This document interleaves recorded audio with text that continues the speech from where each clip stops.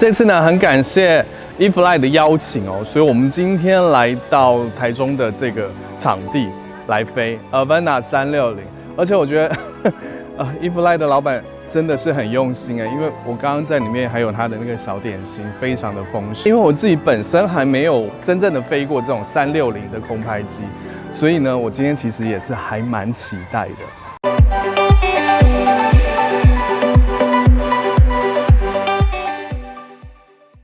自己是習慣會手動降落啊，而且是8K 的。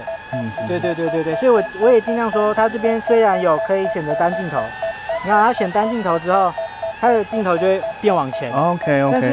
但是單鏡頭的話，它就只剩前面的避障了，看到嗎？就差不多，因為他們家都是差不多是這樣。因為比如說你看哦，我們現在是這樣子，我們離這個樹感覺很遠，對不對？但是在避障裡面其實沒有到那麼遠，我飛近一點會比較明顯一點。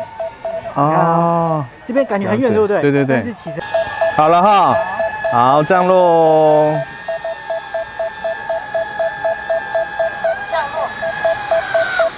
啊，他這次的體驗呢，真的是還蠻豐盛，而且很專業哦。總共分了3區，我自己本身很想要玩的這一區呢，其實是後面這一區是帶着他的那個專用的眼鏡來飛看看，所以等一下還要慢慢的排隊的等一下，因為今天人真的非常的多呢。这個活動算是還蠻成功的哦。那你可以先輕輕的短按一下左右，對，左右控制，它會先變成短的。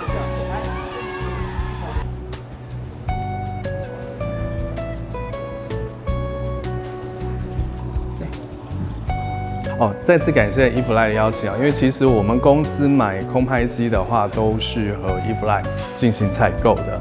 然後這也是我第一次參加這樣的一個試飛會哦。然後我沒想到他這次真的是還蠻豐盛的。我那時候看到邀請函說他會準備一些小點心，我想說啊，大概就那些吧。結果沒想到，是豐盛的，是好吃的，所以小葉很會吃哦。中間一個圓點，你向天空，油門壓下去，輕輕的壓下去。雖然我們受邀而來，但是大家也都是受邀而來。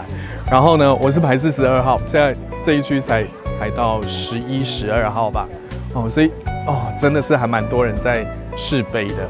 我這樣看下來，我覺得這些應該都是潛在客戶吧，因為大家都覺得這個 Avenda 360還真的是還蠻有趣的。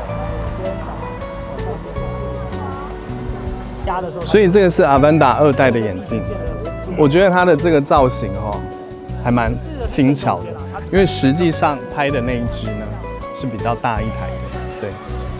然後這一台呢，它的視角是沉浸式的，而那一台眼鏡呢，它的視角是好像你在看100寸的螢幕所呈現的畫面，所以兩台眼鏡是不同的。綠色的大顆標嗎？不是，好像是這一顆。所以這個眼鏡呢，就是和這一台 Avenda 360是一個 set， 它的眼鏡比較大。然後剛剛有講到，它這顆眼鏡的話，它看到的那個畫面的話，就是你戴着這個眼鏡看到的大概100寸螢幕的電影那種感覺，對，而不是那個沉浸式的。所以它是一整個 set。我要來那個實際試飛看看。號，22號、3號。可以嗎？可以耶，但是它在樹下應該沒差吧？可以。OK， 好。我現在這個搖桿給你來。好。來，那你知道這個搖桿你有試過嗎？這個我先跟你講解一下。來，你的手，我們用右手。OK。這個是你的油門的意思。好。這個是你的油門的意思。對。然後你現在看得到有一顆，等一下我們起飛的時候會有一個點圓形的點。然後。它沒有自動返，有自動返航嘛？但是我們現在是自己就是手動回來就對了。對，現在手動回来。OK。然後現在按這邊有一個點，這感覺像是，哇，它這邊沒有。好，那我們就自己回來。短按 Lock 鍵。哦。它現在已經是自己有回來的。OK。對。哦，好，厲害。而且它回來的時候，它都會讓它屁股是朝向自己的後面。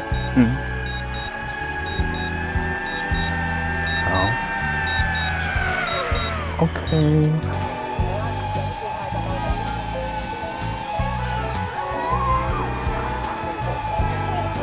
今天這個試飛的活動呢，還蠻圓滿的哦。然後現在已經結束了啊，現場還是有很多的民眾啊，哦，就是被超邀請而來的民眾一一布設。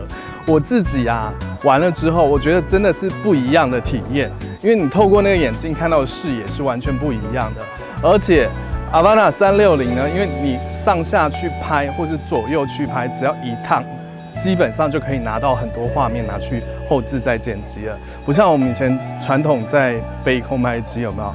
有時候還要去設定路線啊什麼的，會比較複雜一些，所以它那個整個截取的畫面會比較多元，而且比較好用。